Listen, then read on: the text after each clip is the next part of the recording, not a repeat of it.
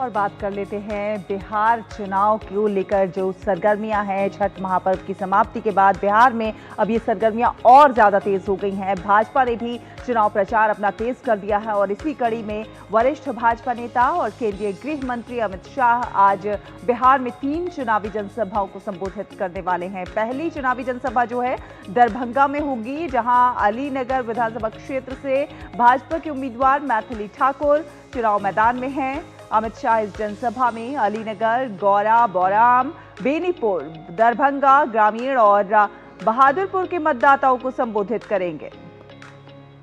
इसके बाद समस्तीपुर में होने वाली दूसरी जनसभा में वरिष्ठ भाजपा नेता अमित शाह रोसड़ा, वारिसनगर, विभूतिपुर और कुशेश्वर क्षेत्रों के मतदाताओं के भाजपा उम्मीदवारों के पक्ष में समर्थन मांगेंगे। और भाजपा नेता अमित शाह की तीसरी चुनावी रैली बेगूसराय जिले के बछवाड़ा और तेघरा विधानसभा क्षेत्र के लिए होगी।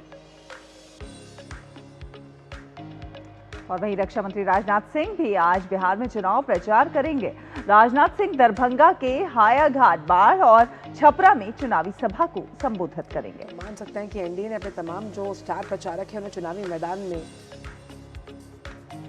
बिगुल फूंकने के लिए वो कूद चुके हैं और इस चुनावी समर में अब ताबड़तोड़ रैलियां की जा रही हैं। और वहीं अब बात करते हैं उत्तर प्रदेश के मुख्यमंत्री योगी आदित्यनाथ की, जो आज बिहार के चुनावी दौरे पर रहेंगे। मुख्यमंत्री योगी आदित्यनाथ जहां सिवान, भोजपुर, बक्सर में एनडीए के समर्थन में 3 जनसभाओं को संबोधित करेंगे, जिसमें सबसे ज्यादा चर्चा सिवान की रघुनाथपुरा सीट की हो रही है। बिल्कुल, इस सीट पर एनडीए की ओर से जेडीयू के विकास कुमार सिंह उर्फ जीशू सिंह को उम्मीदवार बनाया गया है। तो वहीं आरजेडी ने सिवान की रघुनाथपुरा सीट से शहाबुद्दीन के बेटे ओसामा शहाब को उम्मीदवार बनाया है, जिसके खिलाफ योगी आदित्यनाथ प्रचार करने वाले हैं।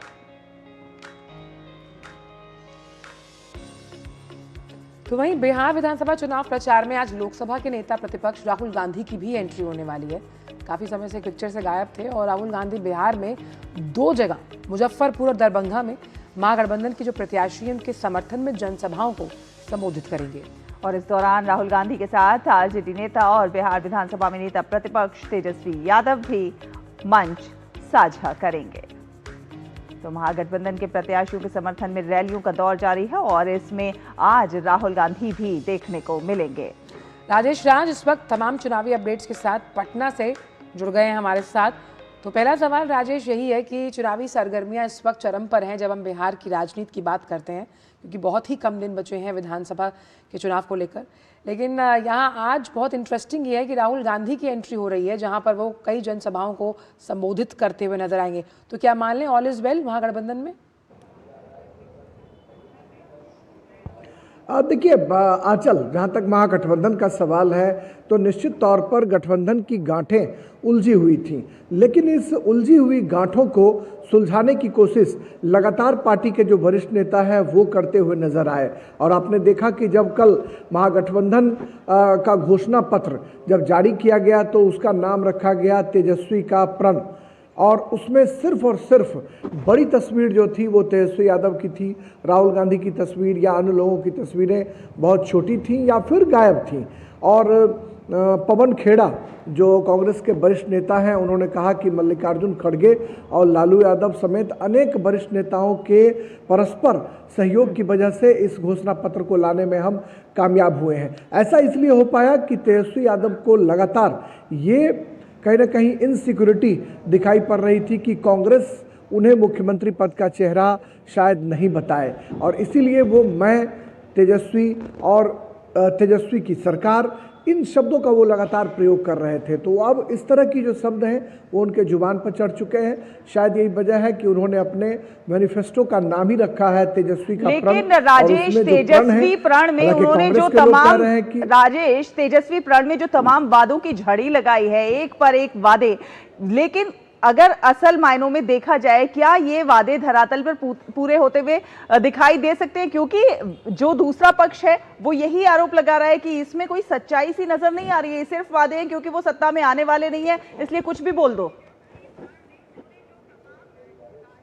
देखिए, बिहार के डिप्टी सीएम सम्राट चौधरी ने इस बात का लगातार विरोध किया है कि जो घोषणा पत्र है उसमें फाइनेंशियल जो सिक्योरिटी की बात है वो तेजस्वी कैसे पूरा करेंगे, यह एक बड़ा सवाल है कि फाइनेंशियल सिक्योरिटी के सवाल पर लगातार सम्राट चौधरी चूंकि राज्य के फाइनेंस मिनिस्टर भी हैं, वो लगातार इस बात पर हमले कर रहे हैं कि तेजस्वी के प्रण में जिन बातों का जिक्र किया गया है उसके लिए पैसे कहां से आएंगे। और वहीं तेजस्वी कहते हैं कि जब हमने चाचा को कहा था कि सरकारी नियुक्तियां करनी है तो उन्होंने कहा था कि पैसा कहां से लाएगा, पैसा क्या अपने पिताजी के घर से लाएगा। और बाद में जब हम उनके साथ आए तो हमने 5 लाख लोगों को नौकरी दे करके ये दिखाया कि विल पावर अगर हो तो काम किया जा सकता है। तो कहीं ना कहीं नौकरी के सवाल पर या फिर वायदे पूरे करने के सवाल पर सत्ता और विपक्ष में होड़ मची है। और चुनाव के वक्त ऐसा देखा ही जाता है कि दोनों अगर दावे जो हैं वो नहीं करेंगे तो फिर जनता को लुभाएंगे कैसे।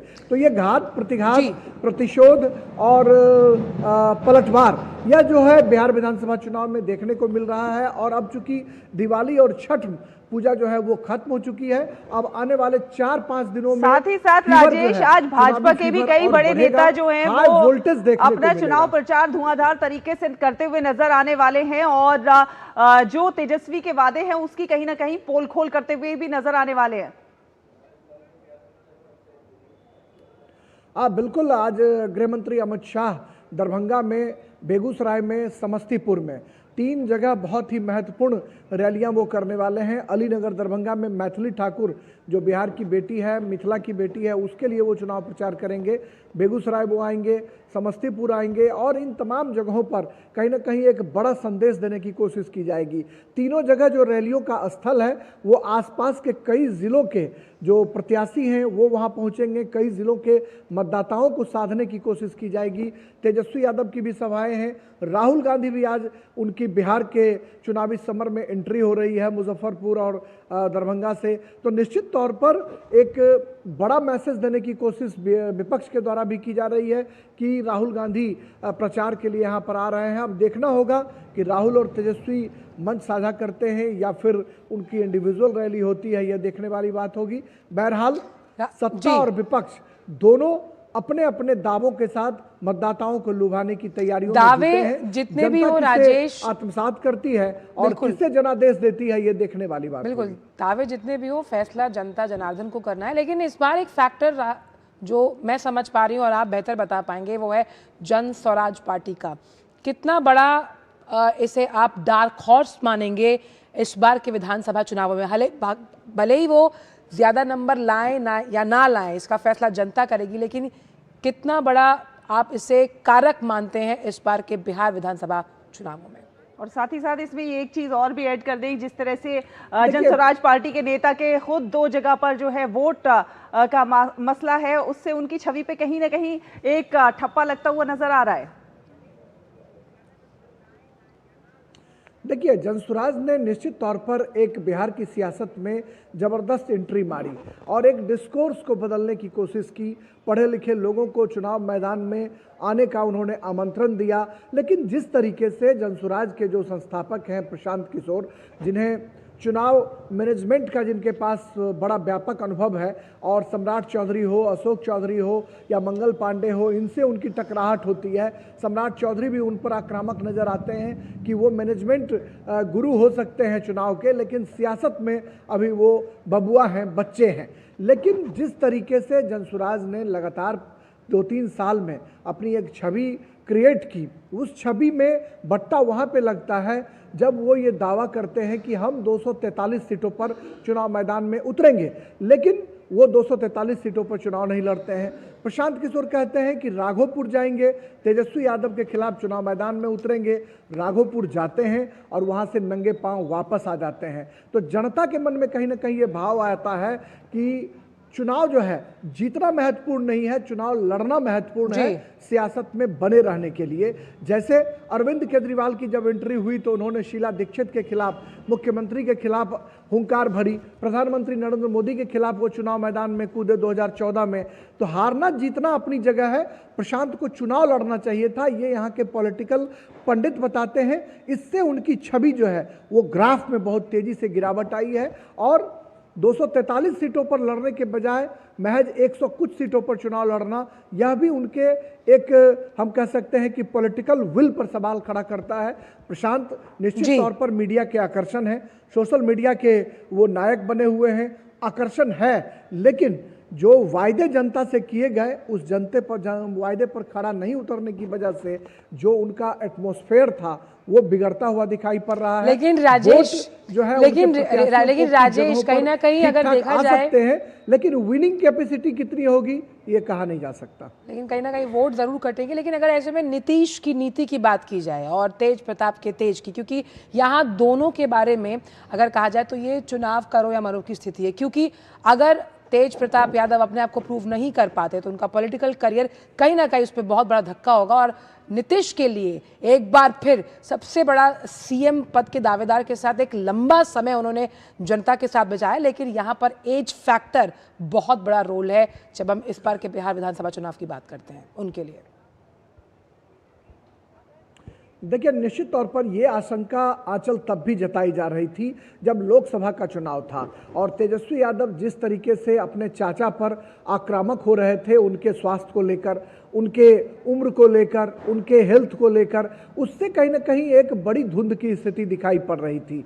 लेकिन नीतीश कुमार ने साल 2005 से 10 के बीच में जो उन्होंने कार्य किए अति पिछड़े वर्ग के लिए, महादलितों के लिए, महिलाओं के लिए, उसमें उनका जादू लोकसभा चुनाव के दौरान भी दिखाई पड़ा। और मुझे खास तौर पर दिल्ली में ऐसा लग रहा था आंचल कि शायद बीजेपी नीतीश कुमार के साथ जाकर गलती कर बैठी है। लेकिन जब मैं सीमांचल और कोसी के इलाके में गया, वहाँ जब महिलाओं से हमने बातचीत करी तो मुझे ये दिखाई पड़ा कि महिलाओं में आज भी नीतीश कुमार का क्रेज है।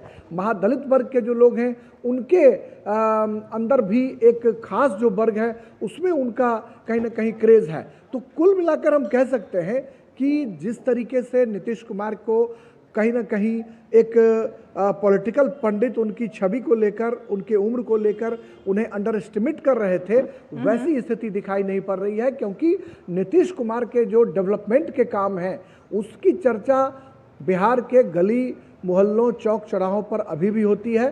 भले ही उनके स्वास्थ्य के मोर्चे पर उनको लोग घेर रहे हों या आशंका के बादल मंडरा रहे हों, लेकिन डेवलपमेंट के मोर्चे पर, अति पिछड़ों को पंचायतों में रिजर्वेशन देने के मोर्चे पर, महिलाओं को 35% बीपीएससी जैसी बड़ी संस्थाओं में आरक्षण दिए जाने को लेकर जो उन्होंने महिलाओं को स्ट्रेंथन किया, उसका लाभ कहीं ना कहीं एनडीए को मिला। लोकसभा चुनाव में भारतीय जनता पार्टी को भी लाभ मिला और लोग अपने किले को बचाने में लगे रहे। 5 सीटें भारतीय जनता पार्टी लोकसभा चुनाव के दौरान गवाई शाहबाद के क्षेत्र में, पवन सिंह और उपेंद्र कुशवाहा की लड़ाई में। लेकिन अगर बीजेपी या एनडीए, हम कह सकते हैं जेडीयू की सीटों की संख्या अगर 12-12 रही, मेंटेन रही, तो उसमें नीतीश कुमार की निर्णायक भूमिका से इनकार नहीं किया जा सकता। यही और कारण 2005 से 2010 के बीच उन्होंने जो काम किए हैं उसकी गूंज अभी भी सुनाई पड़ती है। और यही कारण है कि दूसरा पक्ष जो है जहां तुष्टीकरण की बात करता है, वहीं नीतीश कुमार जो है लगातार अपने विकास की बात कर रहे हैं। जो कुछ उन्होंने विकास किया उसी मॉडल को लेकर जनता के बीच में जा रहे हैं। फिलहाल ये तमाम अपडेट राजेश हमारे दर्शकों से साझा करने के लिए बहुत बहुत धन्यवाद। और जब बिहार